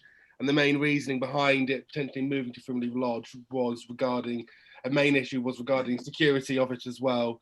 And Nikki Sherlow, I see nodding along with me. Obviously we originally wanted it in Loman Road, but there were then concerns regarding how does it remain secure, and would it be then vandalised? So by placing it in Frimley Lodge, it kind of places it within a much more secure environment. And as we all know, Frimley Lodge is more widely used by the residents of the entire borough rather than Loman Road, which just doesn't have the best accessibility as it is. So I just want to thank Nikki Sherlow and the officers that have been leading on this as well, and to the executive. And I hope that I recommend to the executive that you approve this drawdown of extra funds from the SIL fund. Thank you. If I can come in there, Mr. Chairman, just simply to say that Councillor Rice is obviously quite right. There are security issues. They're quite easily vandalised, unfortunately, and a key would be needed to access the swing, which would be kept either at the cafe or with the groundsman. So it should be accessible at all times. Thank you. Okay. All right. It was Councillor Hawkins. Yeah. Thank you very much. I fully support this, and Rebecca is correct. We do have a nest, I believe it's called a nest swing in Southcote Park. I'm not sure if there's anything at Heatherside, but there's certainly one in Southcote Park. And we also have a roundabout, which is supposed to be for disabled children to be able to sit on. They did say for wheelchair users, but I've not seen a wheelchair user go on there. But we had help for the nest swing from Frimley Fuel Allotments, and we had a young man called Charlie Granger, who is has quadriplegic cerebral palsy, or he had at the time, and he actually opened the park, and it is very popular with children, and I fully support this. Thank you. Okay, were there any other questions for Councillor Jennings-Evans? Okay, no, there aren't. Okay, I'd just say, you know, I can't imagine, the paper in front of us is about adding £20,000 worth of SIL money to the implementation work. Right? I couldn't agree more with Councillor Rise that this is another good example of local ward councillors working together for the good of their ward, no matter what the colour of the rosette. So I do applaud them for doing that. I think we're going to morph into Councillor Whitcroft's question of the disabled access, or the wheelchair access swing. I absolutely want to put my weight behind that, and agree with Councillor Jennings-Evans of having the meetings with the officers, see where we can identify the funding and try and get one in as soon as possible. There is no financial justification for that. It is just something we should do, isn't it? So I couldn't agree more. So members of the executive, we're being asked to resolve that £20,000 be made available to draw down from the Mitchett and Deep Cut SIL funds to help refurbish Loman Road play area, and the implementation of the works be delegated to the executive head of business in consultation with the portfolio holder for places and strategy. Are we agreed? Agreed. Okay, that's unanimous. Thank you. Item 8, changes to the current planning consultation. Councillor Page, if you could take us through your paper, please. Thanks very much, Chairman Leader. This is brought to us because of the Ministry of Housing, Communities and Local Government is consulting on short-term changes to the current planning policy and regulations, and I stress the current ones. The report before Executive summarises the key proposals and implications for Surrey Heath. So in summary, there are 4 main proposals. It's to increase the local housing need determined by the standard methodology. And in Surrey Heath, that's an increase from 332 to 408 dwellings a year, and think about that in the background of not being able to find enough houses already. And this is the most significant of the proposals, because it will have implications on our ability to deliver that. It also has a requirement to provide first homes as part of an affordable housing delivery. You may remember that this is the government initiative to offer homes at a 30% discount when bought, and that's in perpetuity. This, in effect, this 30% discount on the value of the home is passed on to the next prospective owner. It will have an increase to the affordable housing site thresholds to 40 or 50 dwellings for a temporary 18-month period, which will reduce the amount of affordable homes by an estimated 68 dwellings for us. And to extend permission in principle to include major sites, although this will have limited impact in Surrey Heath, as permission in principle is not compatible with the Thames Basin Heath and our special habitat regulations. So there's a lot of this that we can discount, and you can see some of that in the Annex 1 answers that we've prepared. So the changes are subject to an 8-week consultation period and are planned to be introduced later this year. So we've prepared a detailed response, or that's the royal we, officers done the work, and they've prepared a detailed response to the consultation process based on what we've been doing in the local plan arena, and all members and parties have been involved with that.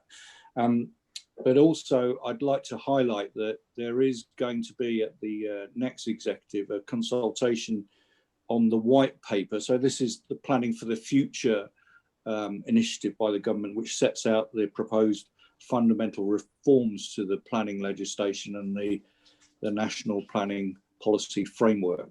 So there's so this is a unique sort of piece of work that we're doing to respond to the government who are asking us to do things on the prevailing legislation.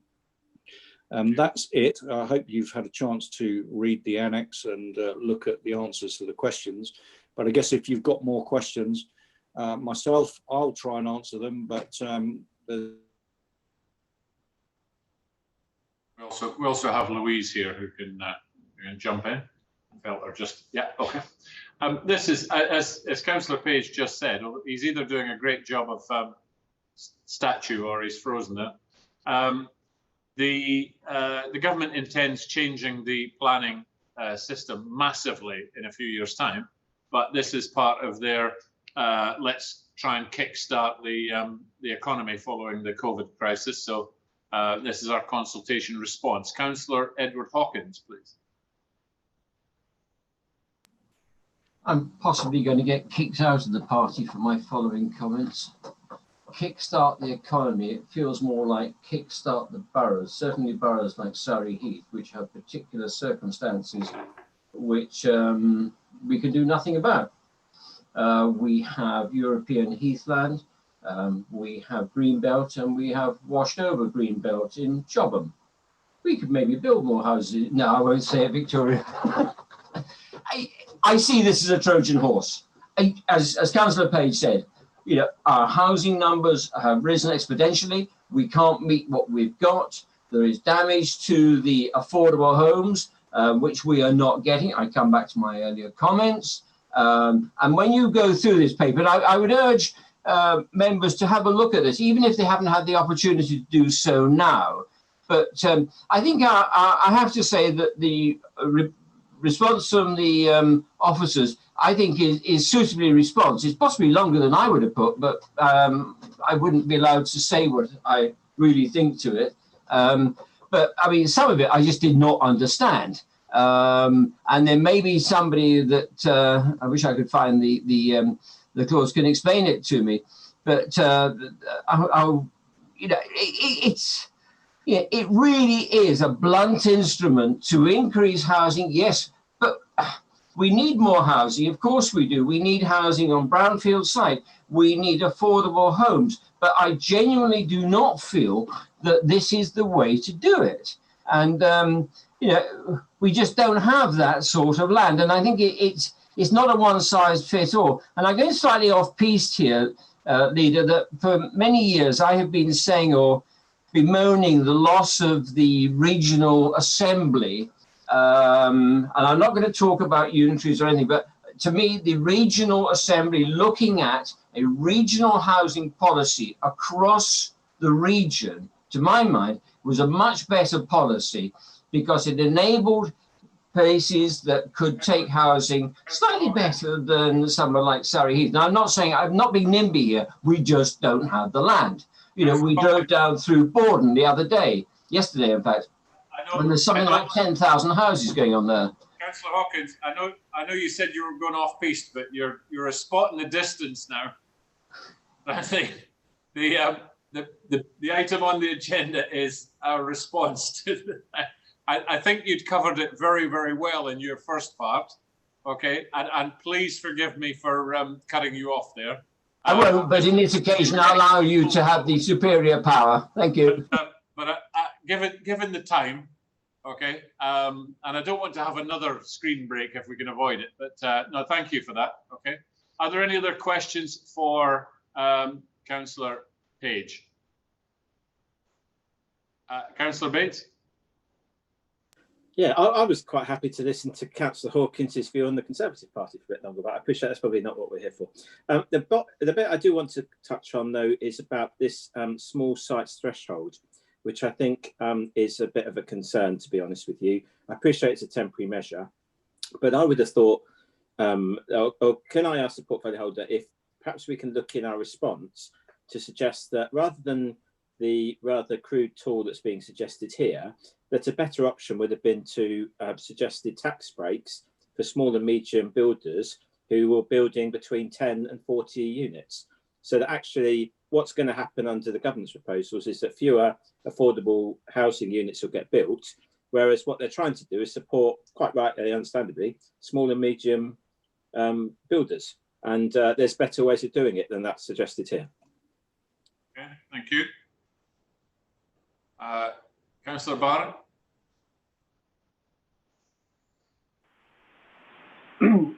Yeah, I have read all the consultation papers. I've been preparing the response for parish councils, also on this. I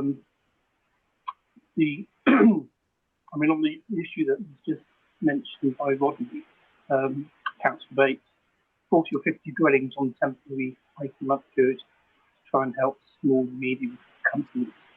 We couldn't see any detail where we would stop some of the very larger development companies just either splitting up their land or deliberately just restricting it to 20, 50 dwellings so they can avoid their obligation for affordable housing as well. On the extending permission in principle to include major sites, I'm very, very disturbed about that, although I do understand that's not going to apply to us from the reasons that Councillor Hawkins was saying. And I see our response to all the questions about that. The Council has no answer because it doesn't really affect us, which is good. The actual way they want to implement it would be putting up all the parameters or criteria to give planning permission would entail reducing planning or planning committee or having no involvement or very little involvement at all when it comes to the more detailed stage of looking at environmental, transport, etc. problems, and even less possibility for individual members of the public to get involved. So this really is an attacking democracy. Okay, thank you. Thank you, Councillor Barnett. That was not a great line, but thank you for that. Okay. I don't see any other hands up. So, if I may, members of the executive, So we are being asked to resolve that the publication of the government's changes to the current planning system consultation be noted, and the detailed response to the consultation questions as set out at Annex 1 be agreed. There was a suggestion from Councillor Bates about whether we could have a different answer to the question about small builders. I'm happy to take that offline and have a discussion with the officers. But what I'd like is agreement with the executive that, as it stands, that's our reply, with a little bit of flexibility that if we can adopt Councillor Bates's suggestion, then I would do that. Is that agreed, executive? Agreed. Yeah. Okay. Thank you. That's carried. All right. All right. Item 9, funds from Defra. Councillor Josephine Hawkins. Oh. Just a second. Sorry about that. I was trying to find the right page. You took me by surprise there. I wasn't aware it was so quick. This paper outlines a proposal to allocate funds received from Defra relating to the local food bank providers. The council were originally advised of this on the 29th of July by Surrey County Council as part of the weekly intelligence update meeting with all boroughs and districts present. The awards are based on the population sizes, and we in Surrey Heath have been allocated £40,922, which was received on the 13th of August. The council officers have inquired as to the scope of the awards, which are required to be allocated and paid within a short period of time. The report outlines allocating the funds received to both local charities who operate the main food banks within Surrey Heath, these being BSUM, which covers the majority of Surrey Heath, and the Woking Food Bank that covers the villages. Both food banks deliver and will take requests from agencies to support those in need. These proposals will ensure that the whole of Surrey Heath will benefit from the award, from the full award being received by frontline organisations as a pandemic is predicted to return during the winter. I would add, I did ask Jane Boytott actually what type of thing BSUM supplied, because someone suggested it was just dried food, but apparently they also have fresh fruit and vegetables and also meat. So I'm really pleased to hear that. So any questions, I'm happy to take them. Okay. Councillor Wheeler. Thank you. Actually, more than a question, it's just a thank you. And I'd like to say thank you to the officers for acknowledging the fact that those of us in West End, Windlesham, Chobham and Bagshot, although I think Bagshot actually comes to Camberley, even though they're not really meant to, do need to go to a different food bank in order to support our residents. And I'm very grateful to her for having acknowledged that, and actually also worked with us to make those links even stronger with, for example, Citizens Advice in Camberley, when the Woking Food Bank is more used to going to Citizens Advice in Woking. So there's been a huge amount of work that's gone on in the scenes, behind the scenes, and I would just like to express my gratitude to the officers for really acknowledging that there is a difference in where and how we get support in some of the rural villages. Thank you, Councillor Wheeler. I'm sure that will be noted. Okay. Are there any other questions for Councillor Hawkins? All right. I think we can all agree that it's a terrible situation that we have to pass resolutions to give money to food banks in this day and age, but unfortunately that's where we are. So, okay, so executive, we're asked to resolve that £29,000 be awarded to Camberley BSUM and £11,922 be awarded to the Woking Food Bank from the Defra hardship funding received by the council. Are we happy to agree? Agreed. Agreed. Okay, that's unanimous. Thank you.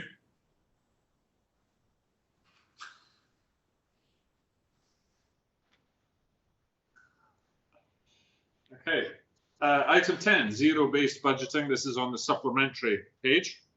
Okay, Councillor Lewis, you want to take us through this? Thank you. Yeah, this is sort of bouncing around really, but this is the document, the result of the deliberations of the Performance and Finance Scrutiny Committee, and it's been returned to us for a decision. It's all outlined in Annex A, and our options are to support the recommended option proposed by the Performance and Finance Scrutiny Committee, or recommend any alternative options it considers appropriate.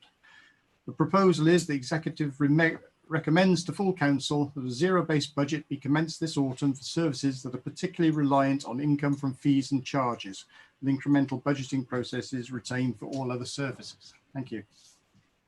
Thank you. Any questions for Councillor Lewis?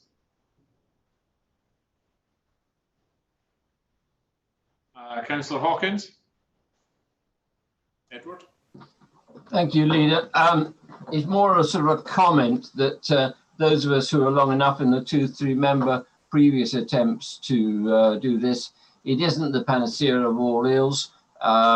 It is an exercise, it's an expensive exercise, and given the margins in Surrey Heath, where our income and our income opportunities are limited, I totally get it, and I think it's absolutely right that we should be doing this, and I think it's a great idea. But I think I just put up a flag, and I'd love to be wrong in this. It ain't going to show the results that we would all like to see it. That would be based on previous experience. New ideas, fresh impetus, great, but just a flag, just a hint of warning on that one. But totally supportive of this, and I hope the executive does too. Thank you. Okay, any other questions? No. Okay, I have to say that I agree with the, reluctantly agree with the chair of the Performance and Finance Scrutiny Committee. I think that given our financial situation heading into what is bound to be a once in a generation recession, it's important that we look for every single possibility of reducing our costs. And I have used zero-based budgeting before with some good results. As you say, Councillor Hawkins, not a panacea, but it is a tool that we could use and we should do. So, Executive, we are advised to recommend to full council that a zero-based budget be commenced this autumn for services that are particularly reliant on income from fees and charges, with incremental budgeting process retained for all other services. Are we agreed? Agreed. Okay, right. Thank you. Right. Item 11.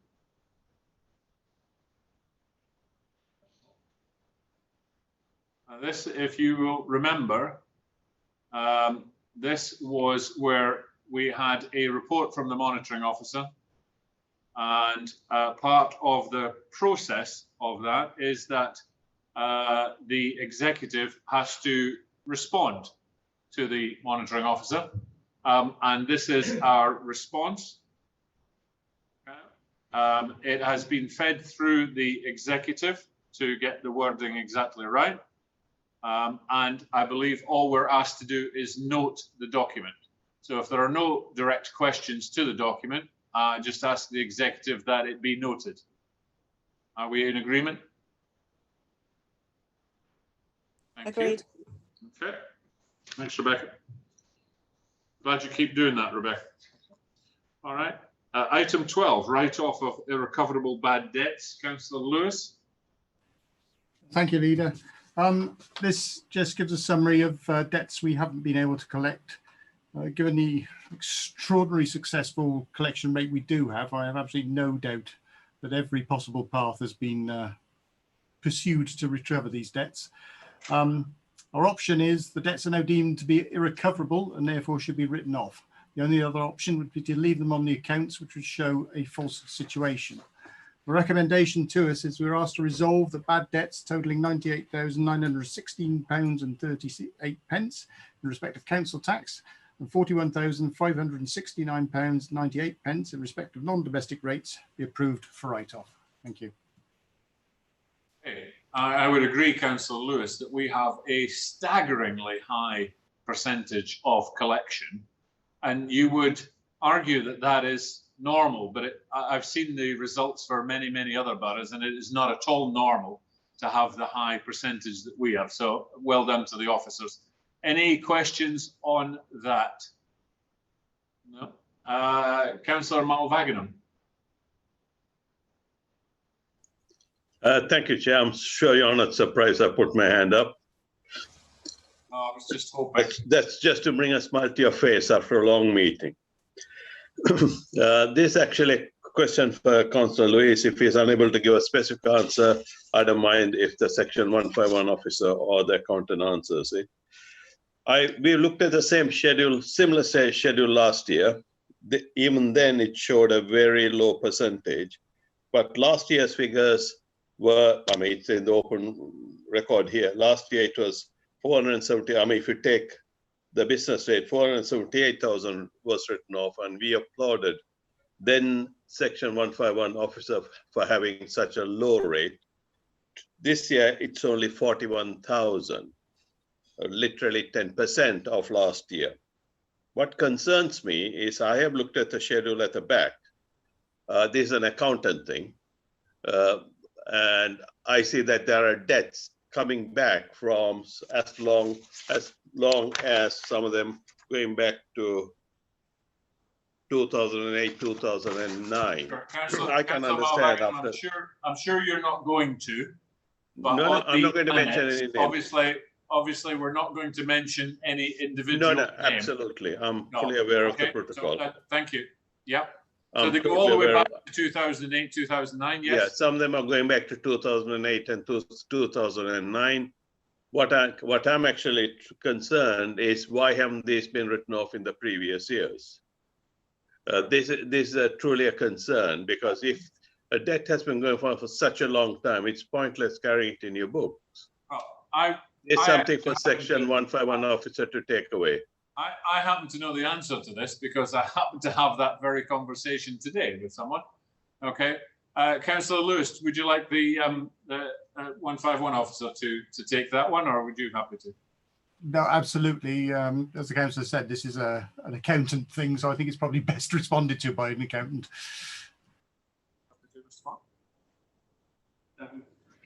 Yes, if I may, although those, as you point out, that some of those debts are going back to 2008-9, they're debt under management. And that means that all of those debts which you're seeing in the 2008 and 2009 are being repaid, albeit slowly. Oftentimes, where people have struggled to repay debts, even when we go to court, the repayment schedule, which is agreed with magistrates, it is over a very long period of time. So those debts remain on our books. So they're not just sitting there not being collected. They are reducing over time, but at quite a slow pace. But they remain on our books because it's debt that is under management. In other words, we are seeing that those debts being repaid. Thank you. Thank you for that, Mr. Horn. The only thing could I suggest for the future years that when you produce such a schedule, you highlight them as under management, so this question doesn't come up again. Thank you. Yeah, we will. I was given the example today of someone who's agreed to pay £8 a month, and it will take them 16 years to pay the debt. Right? And that's why it stays on our books. And you know, there's a whole other discussion to be had there, Sashi, about whether somebody should be paying £8 a month for 16 years. But that's where we are. But that answers I worked in a company where they were paying only £1 a month, Alan. Okay, so once again, we're ahead of the curve. Thank you. Okay, are there any other questions for Councillor Lewis on the irrecoverable debts? Okay. Well, Councillor Lewis, members of the executive, read out the recommendation. So I won't do it again, but it's to write off the two sums as mentioned in the recommendation. Are we in agreement? Agreed. Okay. Agreed. Yeah. Okay. Unanimous. Thank you. Rebecca, we got that? All right.